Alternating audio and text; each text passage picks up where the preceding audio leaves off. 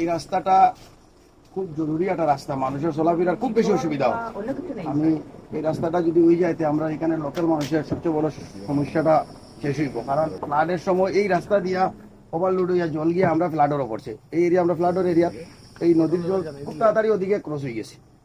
আমার কথা হলো এই রাস্তাটা যদি হয়ে যাইতে আমরা এখানে মানুষের সমস্যাটা একটু শেষ হইব। আর সবচেয়ে বড় সমস্যা হইলো যে ফ্লাডে আমরা এখানে সব মানুষের ক্ষেত নাই করে দিছি। এখানে মানুষের চলাফেরার অবস্থা মানে ওই ক্ষেতের উপরে মানুষের খাওয়া দাওয়া সবকিছু চলাফেরা আসলো, ব্যবসা বাণিজ্য। এখন দেখা গেল সবেরও মানে সবজি নষ্ট করে ফেলাই দিছে। দেখি আমরা ডিসি স্যারের লগে আলাপ করমু, আমার প্রেসিডেন্ট লগে আইসুন, কালকে আমরা ডিসি স্যারের এখানে যাইমু, এই রাস্তার বিষয়ে আলাপ করমু। আর আমরা এখানে যে সবজির আর যে গরু খাদ্য যারা গরুরা যেমন সব রাস্তায় আসেন, এগুলার বিষয়ে একটু আমরা আলাপ করবো যে কিরকম গরুরা খাদ্য দেওয়া যায়।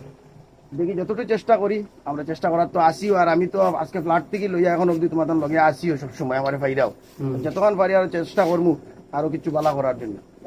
ধন্যবাদ।